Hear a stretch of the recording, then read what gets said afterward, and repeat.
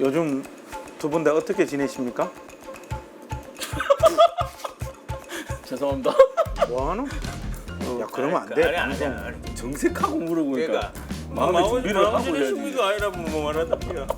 이 방송 경험이 없어가지고 내가 리드하기가 어렵네. 알았어. 예, 알겠어.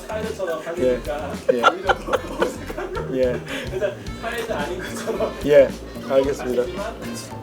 방송 몰타면 안 되는 기라. 그러니까 이게 훨씬 더 이게 자연스럽게. 자연스럽잖아. 내추럴하게. 어떻게 두 분은 알게 됐습니까? 우리가 당황스러워 지금 계속 그래서 이러고 저 만년필 때문에 나 내가 방송을 나갈 무슨 그런 내용을 갖고 있나 이런 생각이 좀 들었고요. 겁도 좀 나고 긴장도 나고 그렇더라고요.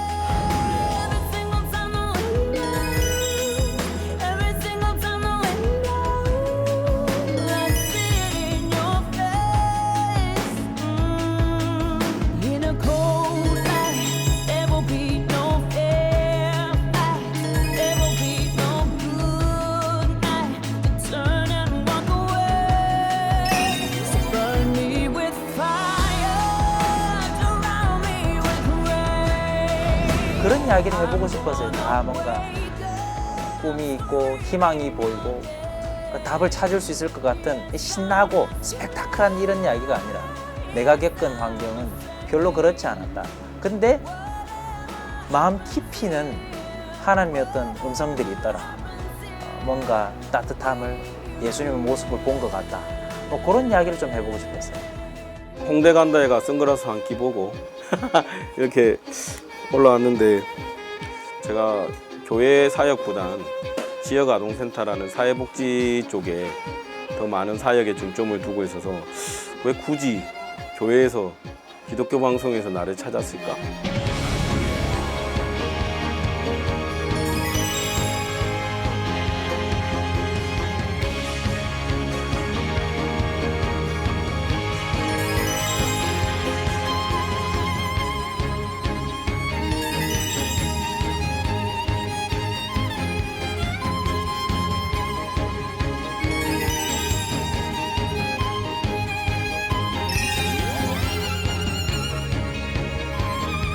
그냥 동네 형처럼 아파하고 힘들고 요즘 너무 힘들잖아 청년들.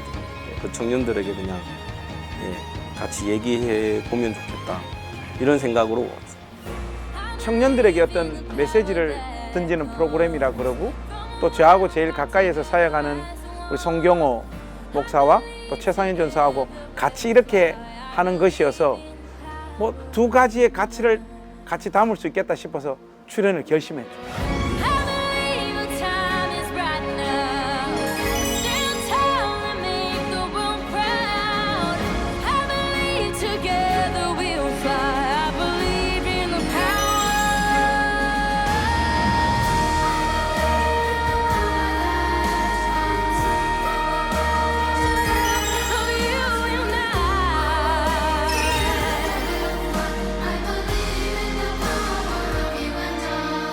우리 세 사람이 사람들에게 걸베이 3인방 이렇게 알려져 있더라고. 나는 솔직히 외모나 말씨가 서울 사람이라 걸베이 3인방이 아닌데 이게 맨 처음에 누가 어떻게 해가지고 만들어진 거죠?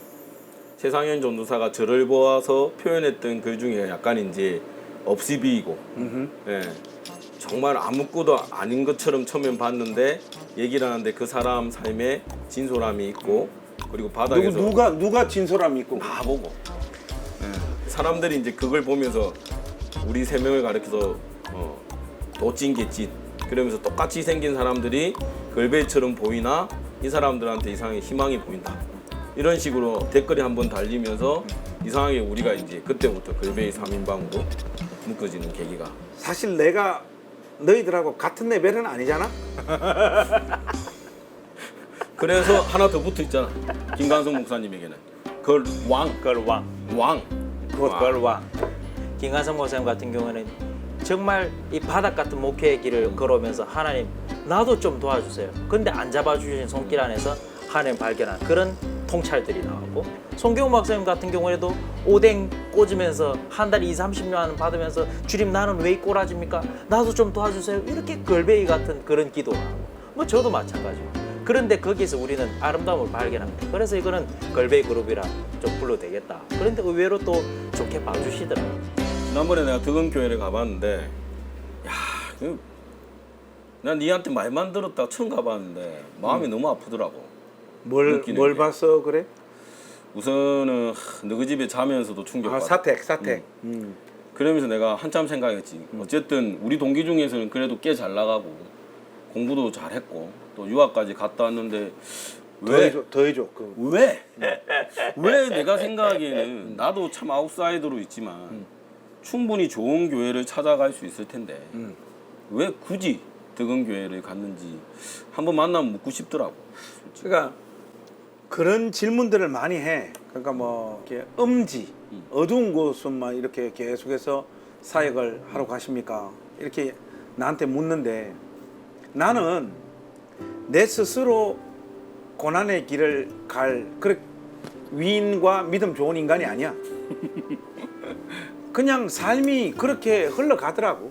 개척 교회 했는데 나는 뭐 학창 시절에 준비한 거 뭐 이런 것들로 하면 어느 정도는 안 하겠나 이렇게 생각을 했는데 어느 정도가 안 되더라고. 그래서 처절한 실패를 맛본 다음에 이제 뭐 경제적으로 어렵고 아내하고 다투는 시간들도 많아지게 되고 그런 와중에 덕은교회 이렇게 청빙대가 왔는데 따질 게 뭐 있냐 그 상황 속에서 웬 떡이고 여기 가서 열심히 해야 되겠다 그런 마음밖에 없었지. 근데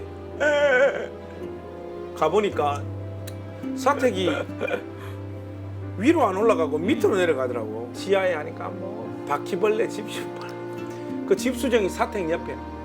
그래서 그래 냄새가 많이. 냄새가 곰팡이가 10월 11월까지 그냥 다 누가 그래 물 먹는 하마 갖다 놓으면 괜찮다고 30마리 갖다 놨는데도 안 괜찮다. 30마리.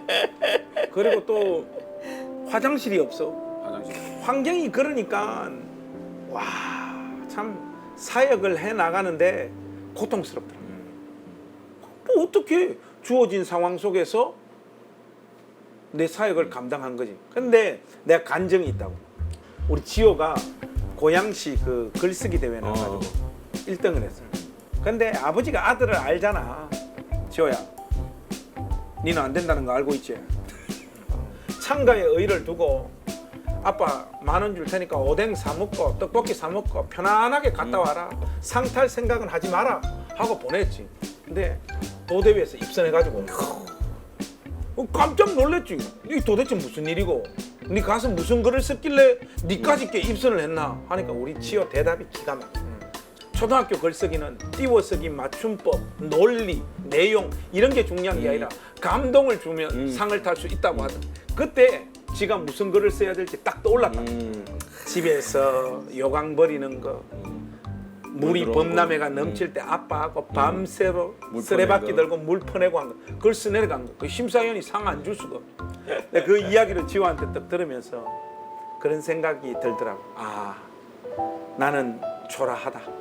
나는 실패했다. 나는 주목받지 못하는 비천한 사역자다라고 하는 이 구질구질한 삶도 하나님 아버지 손앞에 놓여지다 보니까 이게 하나님 영광을 드러내는 사역의 도구가 되더라고요. 그때부터 내가 마음을 먹었지. 하나님, 저 평생 요강 버리면서 이 길을 가겠습니다. 그러나 큰 교회에서 불러주면 바로 가겠습니다. 그래서 역설, 하나님께서 하시는 일이 역설이 있으셔. 역설이 감사해. 요즘은 요강 버리면서 찬송 부르면서 꽃처럼 향기 나는 나의 생활이 아니어도 나는 당신이 좋을 수밖에 없어요. 주 예수 나의 당신이 꽃처럼 향기 나는 삶이 아니어도 괜찮다. 송 목사 같은 경우에는 교회 목사라고 하는 이미지보다 꿈쟁이 주식회사라고 하는 거기에서 나오는 이미지가 더 큰 것 같은데 왜 또 그런 길을 선택했는지 그런 거 좀 알고 싶네요. 청년들을 모아놓고 부흥시켜도 교학교도 30명에서 120명, 130명을 만들어도 내 마음속에 행복함이 없어. 그래서 부모님 모시고 이제 교회를 나가야 되겠다. 박차가 나와서 이제 시작했던 게 어느 아이들이나 와서 여기서 같이 뛰어놀 수 있는 교회를 만들겠다. 그리고 이 아이들을 데리고 차근차근 청년 세대까지 만들어서 우리나라 사회에 정말 새로운 교회의 패러다임을 만들어 봐야지 생각을 했는데 애들이 왔어. 얘들하고 있으면서 깨닫게 된 거야. 와, 누군 갈 데가 없는데 엄마 아빠 없나? 엄마 아빠 없대. 할머니하고 같이 있고 할아버지는 애 한 명을 계속 때리 패가. 애가 집에서 할아버지 패 때마다 도망 나가 우리한테 잘했지. 걔들하고 할 게 뭐 있나? 앉아가지고 이제 그럼 그래 교회 오나? 그래 같이 앉아서 공부 가르치고 하는데 2달을 간식을 고구마만 먹었네. 근데 어느 날 이놈들이 고구마 먹다가 하루 불내는 거야. 맨날 고구마만 주냐고. 근데 승질이 막, 야 이 새끼들 누구 내가 임마 나는 좋은 거 먹고 누구는 고구마 주고 내 나쁜 놈이지만 똑같이 먹잖아. 그랬더니 푹 쳐다보고 있는 거야. 근데 그때 우리 아들이 고구마 혼자 먹고 있었거든. 첫째 아들 6살 됐네. 그래 뒤통수 때려서 임마도 먹고 있잖아. 그러고 화가 나가지고 뛰쳐나가 버렸어. 얘들하고 계속 이러는 거야. 허송세월하는 거야. 그때 지역아동센터 하면 거의 급식비가 나오고 나머지는 거의 돈이 없을 때였어. 딱 한 가지 때문에 지역아동센터를 했지. 근데 한 번 큰 흔들림이 있었지. 아내가 굉장히 심하게 경제적으로 너무 어렵고 힘드니까 우울증이 걸려서 결국에는 정신과 상담까지 같이 받으러 갔어. 근데 그때 이제 의사가 떠나야 된다고. 안 그러면 약을 먹어야 돼. 그러니까 가자. 당신하고 살아야지. 이랬는데 아내가 못 하겠다래. 그때 우리 센터에 나오던 애들이 8명인가 9명이었어. 이 아들은 어떻게 할 거냐. 그냥 울었지. 같이. 그리고 그 다음부터 깨달았어. 내 교회는 어딘가. 내 교회는 그리스도인이 되어가야 할 아이들이 내 교회다. 그러니까 나는 이 아이들에게 목사로서 그리스도인으로 살아가면 됩니다. 그러면서 깨달은 게 이 아이들이 안젤리나 졸리가 한동안 말해가 막 SNS에 돌아다녔는데 구호하러 갔다가 걔 보고 네가 불쌍해서 주는 게 아니고 네가 이 나라의 미래이기 때문에 나는 너에게 와 있는 거라고. 내가 그거 보고 한참을 깨달았어. 푸르른 지역아동센터라는 이름 옆에 꿈쟁이 주식회사를 만들고 좋아 너가 원하는 거 있으면 내가 죽을 짐을 다해서 이렇게 쇠가 빠지게 그걸 목사도 아니고 센터장도 아니고 내가 너가 매니저다. 내가 매니저멘트 해줄게. 너를 위해서 어디 가서 넙죽 엎드리고 손도 빌고 구구떡 하고 도와달라고 하도 다 할게. 그때부터 처음으로 후원자를 개발.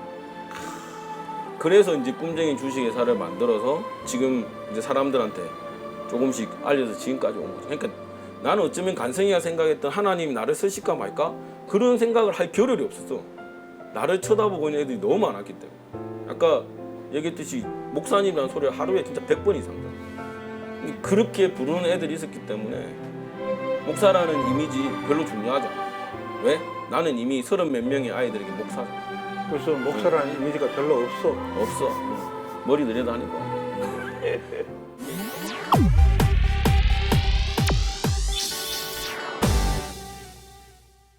최 전사님은 그 약간 나이 많은 할머니 전도사님, 저는 그냥 쌤이라 불렀는데 그분한테서 이렇게 성경 교육을 받고 쭉 이렇게 성경 하나하나 가르치면서 계속 이렇게 배웠어요. 그런데 그분이랑 나는 너무 다른 거예요. 내가 과연 저런 삶을 살아갈 수 있을까? 뭐 손양원 목사님, 주기철 목사님 같은 삶을 꼭 내가 살아야 될 것 같아. 나는 그것이 무슨 수로 못한 일을 걷습니까? 저는 바로 기꺼이 예수님을 밟고 내가 종교를 전하겠습니다 할 놈이에요. 도저히 이런 집안 몇 살 때? 17살 때. 17살. 나는 그런 놈이 아니다 하고 나와가지고 방랑을 하기 시작해요. 방황을 하면서 그때 이제 항상 속에 지니고 있던 노트가 있었어요. 근데 제가 말할 곳이 없잖아요. 혼자 이렇게 떠돌이니까 거기 이제 일기를 계속 쓴 거예요. 매일 보고 느낀 거. 그래서 이 글 쓰는 감성이 예를 들면 뭐 노숙자들하고 잘 때는 그 노숙자들의 풍경 치고받고 싸우고 술 주정하고 그런 풍경도 쓰고 세상의 밑바닥은 도대체 어디까지일까? 그래 여기 예수님 어디인가? 이런 생각을 자꾸 하게 되는 거예요. 하지만 제 안에는 배운 게 있으니까 그래도 항상 어떤 신앙적으로 보게 되게끔 이 가치관이 이미 형성이 되어 있는 거예요. 나중에는 이제 어떤 그 고아원에서 이제 부흥회를 보냈는데 예수님 정말 재수 없고 나 예수님 따를 생각 없지만 근데 왠지 모르게 이런 나라도 예수님은 받아주시고 내 부족함도 안아주시는 것 같다는 그런 생각이 든 거예요. 돌아가야 되겠다. 검정고시를 쳐서 학교 졸업하고 이제 침례신학대학교까지 들어가게 됐는데 그때는 마음이 이제 그리스도의 사랑을 가르칠 수 있을 줄 알았어요. 아닌 거예요. 자꾸 교회에서 방향을 제시하는 그런 아이들을 부흥시키고 프로그램을 돌려서 좀 이렇게 교회 일꾼으로 세우는 이것보다 거기서 낙오되는 거예요. 걔들한테 눈이 자꾸 꼭 내 꼬라지 같은 거야. 별 관심도 없고 신앙도 모르겠고 그냥 교회 오기 싫고 억지로 와서 앉아있다 가는. 거기다가 부모님 안 계시고 극단적으로 못 사는 상황에 놓인 애들 왕따 당하고 이런 애들한테 눈이 가고 자꾸 그런 애들하고 교제하게 되더라고요. 그러면 별로 사실 저는 좋고 그 아이는 좋을지 몰라도 사실 이 교회의 큰 틀에서 보면 교회를 이렇게 섬기시는 분들 입장에서는 별로 영향가 있는 사역자가 아니잖아요. 그러니까 거기서 이제 제가 조금 이 압박을 받다가 나는 그런 깜이 안 되는 놈 같습니다. 그만하겠습니다. 하니까 그때 목사님 사야 행님 만들어라. 너 그렇게 교회를 떠나버리면 너 정말 네가 원하지 않는 그런 후회될 만한 길로 갈지도 모른다. 그냥 행님 그런 밑에 있으면서 계속 걔들만 보고 싶냐? 걔들만 봐. 걔들한테 말씀 가르치면 그렇게 해. 프로그램 필요 없어. 자유롭게 이 꿈을 펼쳐라. 이렇게 합니다. 결국 나의 너그러움에 아주 결정체. 그렇게 교회가 어떤 의미에서 굉장히 조직화되어지고 계획화되어져 가지고 능률과 효율을 따지기 그럼요. 시작을 하는 시대에 진입해 버렸어. 그렇죠. 내가 볼 때는 여기에 이런 시간과 이런 물질과 이런 사람들을 통해서 이렇게 훈련하면 이런 식의 사람들이 나온다라고 하는 거. 이런 것들은 좋게 말하면 조직화되어져 있다, 계획이 있다 이렇게 이야기할 수 있지만은 사실은 투자거든, 투자. 그럼요. 그냥 예수님의 어떤 사역의 마음은 내가 진심을 가지고 그 사람을 도왔는데 내가 원하는 결과가 상대방에게 보여지지 않을 때라도 그 사역을 우리가 그를 향하여 사랑과 애정을 계속 쏟을 수 있는 존재인가? 이런 부분들을 확인하는 것이 교회가 더 중요하다고 봐요, 저는. 그러니까 이게 제가 느끼면서 사역하면서 제일 많이 느낀 건 뭐냐면 그동안 우리가 해왔던 제자 그리고 교육 이 모든 것은 프로그램 돼 있는데 대상을 끼워 넣어서 계속 그 프로그램의 목표와 성취에 따라서 계속 아이들을 프로그래밍 시킨 거였는데 제가 바닥에 내려가 보니까 깨닫게 된 건 뭐냐면 우리가 출발해야 될 건 우리가 세우는 목표가 아니에요. 우리는 그러면서 인내한다고 얘기해요. 우리의 목표에 맞춰서. 근데 실제로 대상들은 목표라는 것 자체가 필요가 없어요. 근데 이 대상은 이 대상의 삶이 살아가지는 게 너무 중요해요. 그러려면 인내라는 건 뭐냐? 이 대상의 눈에서 인내를 가져야 되는데 우리는 여기 있으면서 인내하고 있다라고 그 애들한테 말하고 있어요. 그러니까 전혀 관점이 다른 거죠. 나는 옛날까지만 해도 인내하면 내가 사역하는 이 사역의 환경 그리고 그 사역의 대상이 되는 아이들을 향해서 나는 인내해야 된다, 참아야 된다 이렇게 생각했는데 이게 계속 하다 보니까 인내하라 이 말이 하나님을 인내하라 이 말 같아는. 왜냐하니까 하나님은 내가 기대하고 소망하는 그 어떤 사역의 여건이라든지 아이들이 변하는 어떤 모습들을 보여주지 않더라고요. 그러니까 엄밀히 말해서는 아이들을 향하여 사역하는 것이 아니라 이 사역을 하면서 내가 그리스도의 사람으로 온전케 되어져가는 과정인 것 같아요. 그러니까 꼭 우리가 부름받고 사역하는 그 현장이 화려하고 스포트라이트를 받는 그런 것이 아니어도 돼요. 어쩌면 더 비천하고 몸부림쳐도 조금 더 달라지지 않는 그런 아이들과 그런 사역 환경 속에서 내몰린 우리가 주님을 온전히 닮을 수 있는 더 좋은 기회들을 쟁취하고 있는 것일 수도 있다라고 나는 생각을 하거든요. 얼마 전에도 정말 집이 쓰레기 더미 같은 애들 집에 한 달 내내 치우다 도저히 안 치워져서 돈 들여가지고 일하시는 분 불러서 깨끗하게 새 집처럼. 근데 일주일에 안 가가지고 또 설거지기로 막 쌓이고 곰팡이 쌓여있고 그런데 전화 와. 목사님이 옆에 있어야 치울 것 같다고. 와, 난 아무것도 안 할 건데. 그래도 있어야 된다. 그럼 가면 마스크 쓰고 냄새 나가 들어갈 수도 없어. 음식이 썩어가요. 근데 있어야 돼. 욕하면서도. 근데 그게 내 삶에 예수님께서 해주셨던 게 뭐냐? 뭘 해주셨냐? 지켜주니까. 내 옆을 계속. 그러니까 딴 게 없는, 그냥 나도 그냥 예수님한테 욕해가면서도 뭐 이러면서도 당신이 그랬으니까 나도 뭐 별 수 있냐고. 자기 아들과 딸이 자라는 것은 그 해당 부모는 몰라. 맞아요. 1년에 한두 번 보는 친척들이 와가지고 와 이거 지호하고 지훈이 진짜 많이 컸네 이러잖아요. 맞아요. 그러니까 내하고 같이 땀을 흘리고 분투하고 몸부림치는 나의 사역의 대상의 아이들은 하나도 안 변하는 것 같은데 다른 사람이 이렇게 보면 와, 이 애들이 달라져 간다, 변화되어 간다. 다른 사람 눈에는 보이거든. 약간 제가 눈치채지 못하게 조금씩 성장하는 것은 이제 맞는 것 같아요. 맞아, 예를 맞아. 들면 그 나연이가 성경 퀴즈 대회를 했어요. 그러니까 사사기 퀴즈였거든요. 근데 애가 뭐 별로 안 들었잖아요. 근데 딱 하나만 기억하고 있어요. 그거 어떤 거냐면 사사기에 나온 사사들이 다 보니까 자기가 대충 보니까 좀 못난 거예요. 그러니까 뭔가 영웅들이 아니고 꼭 찐따짓을 한 거예요. 뭐 모자란 소리를 찐따? 하고 찐따. 그러니까 표준어인데요.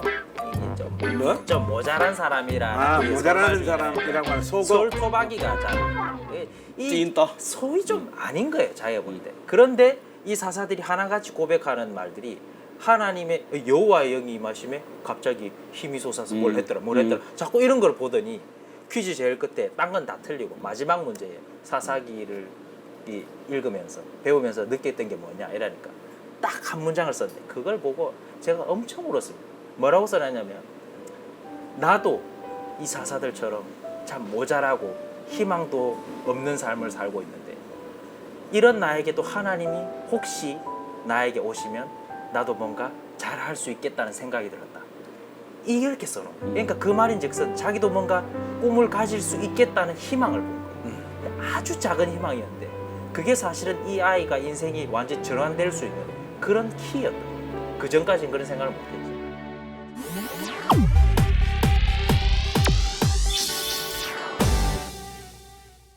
송 목사 같은 경우에는 제자화한다라고 하는 이 개념에 대한 정의를 좀 어떻게 내리고 있어? 진짜 제자를 시키는 건 삶에 대한 전도라고 봐. 삶에 대한 전도. 일상에 대한 삶에 계속 나눠지는 임팩트 있는 일상이 생명력이 나눠지는데 그게 지금 한국 교회에 없다 보니까 한국 교회에서는 그런 현장을 만들 생각을 하지 않고 계속 바깥으로 데려나가요. 선교지, 청년들. 근데 선교지 갔다 돌아오면 내 일상에서 임팩트 있는 현장을 만나냐? 못 만나요.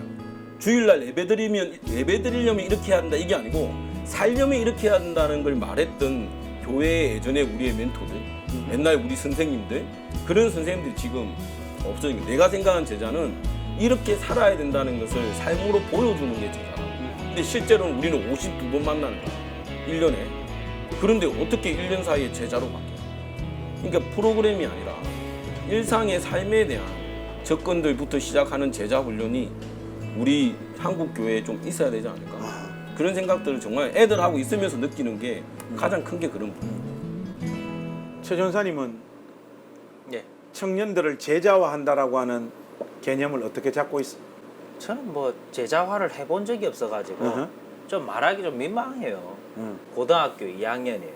근데 그 아이는 이제 아버지는 고질병 때문에 오래된 병 때문에 병원에서 못 나오는 형편이고 어머니는 이제 이 풍이 걸리신 할머니 노모를 이제 모시고 있고 오빠 2명이랑 거의 한두 평 남짓한 방에 사는 거예요. 난 죽고 싶어요. 살고 싶지 않아요. 옥상에도 몇 번 올라갔는데 죽을 용기가 안 나잖아요. 그냥 올라갔다 내려왔다 계속 반복하는 거예요. 제가 노래방에를 데리고 왔어요.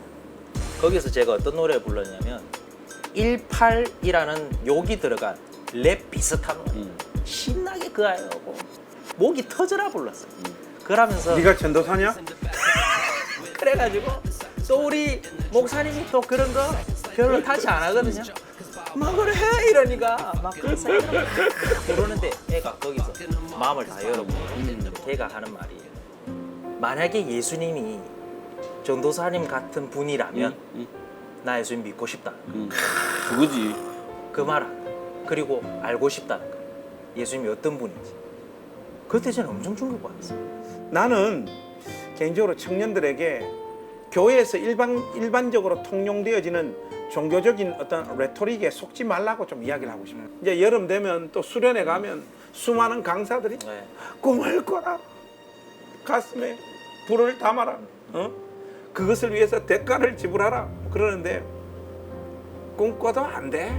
그 꿈꿔도 안 되는 현실을 만날 청년들이 훨씬 더 많단 말이죠. 나는 오히려 그 구차하고 나의 기대와 바램과 갈망이 외면되어지는, 하나님으로부터 외면되어지는 그 삶을 믿음으로 감수하는 것, 그것이 우리 시대에 더 많은 청년들이 가야 될 길이 아니겠는가. 내가 원하는 길이 내 인생 앞에 펼쳐지지 않더라도 그 믿음으로 그 삶을 감수하고 걸어가 줬으면 하는 그 이야기를 청년들에게 하고 싶어요. 이야기가 이제 끝나려고 하니까 걱정되는 게 있어요. 네. 서울에 다들 이렇게 상경을 해가지고 그렇죠. 집에 찾아갈 수 있겠습니까?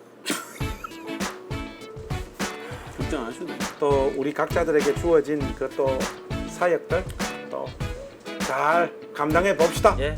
하고 또 다음에 또 더 좋은 기회 있으면 또 더 진지한 이야기 한번 나눌 기회가 있었으면 좋겠어요. 빨리 치킨 먹으러 가시죠. 갑시다. 심하네. 우리끼리 끝내면 되는 거죠? 얘만 심어 있어. 저는 복음이 말로 설명된다고 생각하지 않아요. 근데 그 임팩트 있는 현장에 대한 욕구들이 좀 생겨났으면 좋겠고요. 그 욕구가 주변에 누구나 있을 수 있는 이웃들을 향해서 청년들이 돌아보면서 오히려 그들 속에서 예수님을 발견하는 게 참 값지지 않을까. 그래, 이 현장에서만 볼 수 있는 삶이 있고, 이 현장에서만 발견할 수 있는 하나의 마음이 있고, 이 현장에서만 들을 수 있는 하나의 음성이 있다는 거. 그거 하나 붙잡고 꿋꿋하게 그냥 한 발짝 한 발자국씩 갔으면 좋겠다. 그렇게 좀 힘내시라고 응원하고 싶어요. 자기에게 주어진 삶이 자기에게 마음에 들든 마음에 들지 않든 지금 현재의 삶을 감수해내는 것, 그것이 생각보다 깊은 경지의 신앙이에요. 젊을 때는 자기 현실에 대한 불평과 원망을 토로하기 쉽죠. 그 자리에 빠지지 않고 주어진 삶들을 뚜벅뚜벅 믿음으로 걸어가 주기를 우리 청년들에게 기대하고 부탁하고 싶습니다.